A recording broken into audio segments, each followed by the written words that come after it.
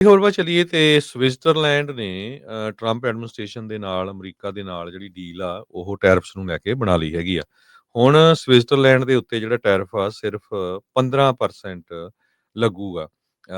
ਤੇ ਕਹਿੰਦੇ ਪਈ ਹਾਇਰ ਯੂਐਸ ਡਿਊਟੀਜ਼ ਜਿਹੜੀਆਂ ਆ ਉਹਦੇ ਨਾਲ ਸਵਿਟਜ਼ਰਲੈਂਡ ਦੇ ਜਿਹੜੇ ਡੇਅਰੀ ਫਾਰਮਰਸ ਆ ਉਹਨਾਂ ਨੇ ਮਿਲਕ ਪ੍ਰੋਡਕਸ਼ਨ ਦੇ ਵਿੱਚ ਵੀ ਕਾਫੀ ਕੱਟ ਆਫ ਕੀਤਾ ਆ।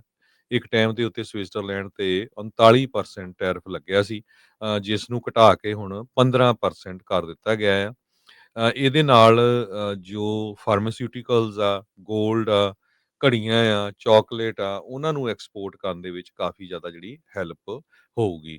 ਟਰੰਪ ਐਡਮਿਨਿਸਟ੍ਰੇਸ਼ਨ ਨੇ ਪਿਛਲੇ ਅਗਸਤ ਦੇ ਵਿੱਚ ਇਹ ਜਿਹੜੀ ਗੱਲਬਾਤ ਆ ਉਹ ਸ਼ੁਰੂ ਕੀਤੀ ਸੀ ਟੈਰਿਫਸ ਨੂੰ ਘਟਾਉਣ ਦੇ ਲਈ ਸਵਿਟਜ਼ਰਲੈਂਡ ਦੇ ਨਾਲ।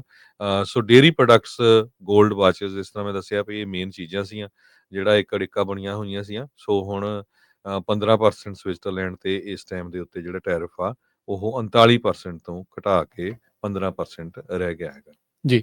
ਹੋਰ ਵੱਲ ਚੱਲੀਏ ਤੇ ਸਵਿਟਜ਼ਰਲੈਂਡ ਨੇ ਟਰੰਪ ਐਡਮਿਨਿਸਟ੍ਰੇਸ਼ਨ ਦੇ ਨਾਲ ਅਮਰੀਕਾ ਦੇ ਨਾਲ ਜਿਹੜੀ ਡੀਲ ਆ ਉਹ ਟੈਰਿਫਸ ਨੂੰ ਲੈ ਕੇ ਬਣਾ ਲਈ ਹੈਗੀ ਆ। ਹੁਣ ਸਵਿਟਜ਼ਰਲੈਂਡ ਦੇ ਉੱਤੇ ਜਿਹੜਾ ਟੈਰਿਫ ਆ ਸਿਰਫ 15% ਲੱਗੂਗਾ।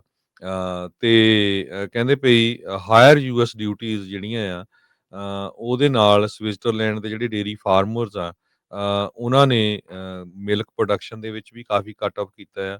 ਇੱਕ ਟਾਈਮ ਦੇ ਉੱਤੇ ਸਵਿਟਜ਼ਰਲੈਂਡ ਤੇ 39% ਟੈਰਿਫ ਲੱਗਿਆ ਸੀ, ਜਿਸ ਨੂੰ ਘਟਾ ਕੇ ਹੁਣ 15% ਕਰ ਦਿੱਤਾ ਗਿਆ ਆ। ਇਹਦੇ ਨਾਲ ਜੋ ਫਾਰਮਾਸਿਊਟੀਕਲਸ ਆ, ਗੋਲਡ ਆ, ਘੜੀਆਂ ਆ, ਚਾਕਲੇਟ ਆ, ਉਹਨਾਂ ਨੂੰ ਐਕਸਪੋਰਟ ਕਰਨ ਦੇ ਵਿੱਚ ਕਾਫੀ ਜ਼ਿਆਦਾ ਜਿਹੜੀ ਹੈਲਪ ਹੋਊਗੀ। ਟਰੰਪ ਐਡਮਿਨਿਸਟ੍ਰੇਸ਼ਨ ਨੇ ਪਿਛਲੇ ਅਗਸਤ ਦੇ ਵਿੱਚ ਇਹ ਜਿਹੜੀ ਗੱਲਬਾਤ ਆ ਉਹ ਸ਼ੁਰੂ ਕੀਤੀ ਸੀ ਟੈਰਿਫਸ ਨੂੰ ਘਟਾਉਣ ਦੇ ਲਈ ਸਵਿਟਜ਼ਰਲੈਂਡ ਦੇ ਨਾਲ। ਸੋ ਡੇਅਰੀ ਪ੍ਰੋਡਕਟਸ, ਗੋਲਡ ਵਾਚਸ, ਜਿਸ ਤਰ੍ਹਾਂ ਮੈਂ ਦੱਸਿਆ ਵੀ ਇਹ ਮੇਨ ਚੀਜ਼ਾਂ ਸੀਆਂ ਜਿਹੜਾ ਇੱਕ ਅੜਿੱਕਾ ਬਣੀਆਂ ਹੋਈਆਂ ਸੀਆਂ। ਸੋ ਹੁਣ 15% ਸਵਿਟਜ਼ਰਲੈਂਡ ਤੇ ਇਸ ਟਾਈਮ ਦੇ ਉੱਤੇ ਜਿਹੜਾ ਟੈਰਿਫ ਆ ਉਹ 39% ਤੋਂ ਘਟਾ ਕੇ 15% ਰਹਿ ਗਿਆ ਹੈਗਾ। ਜੀ। ਹੋਰ ਵੱਲ ਚੱਲੀਏ ਤੇ ਸਵਿਟਜ਼ਰਲੈਂਡ ਨੇ ਟਰੰਪ ਐਡਮਿਨਿਸਟ੍ਰੇਸ਼ਨ ਦੇ ਨਾਲ ਅਮਰੀਕਾ ਦੇ ਨਾਲ ਜਿਹੜੀ ਡੀਲ ਆ ਉਹ ਟੈਰਿਫਸ ਨੂੰ ਲੈ ਕੇ ਬਣਾ ਲਈ ਹੈਗੀ ਆ।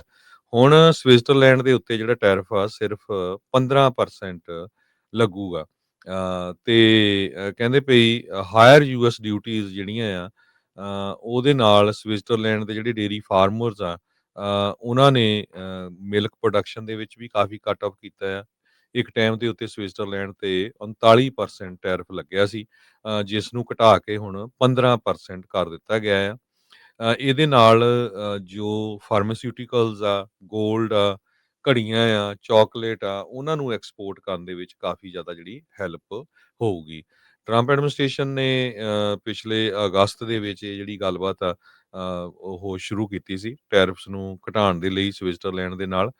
ਸੋ ਡੇਅਰੀ ਪ੍ਰੋਡਕਟਸ, ਗੋਲਡ ਵਾਚਸ, ਜਿਸ ਤਰ੍ਹਾਂ ਮੈਂ ਦੱਸਿਆ ਵੀ ਇਹ ਮੇਨ ਚੀਜ਼ਾਂ ਸੀਆਂ ਜਿਹੜਾ ਇੱਕ ਅੜਿੱਕਾ ਬਣੀਆਂ ਹੋਈਆਂ ਸੀਆਂ। ਸੋ ਹੁਣ 15% ਸਵਿਟਜ਼ਰਲੈਂਡ ਤੇ ਇਸ ਟਾਈਮ ਦੇ ਉੱਤੇ ਜਿਹੜਾ ਟੈਰਿਫ ਆ ਉਹ 39% ਤੋਂ ਘਟਾ ਕੇ 15% ਰਹਿ ਗਿਆ ਹੈਗਾ। ਜੀ।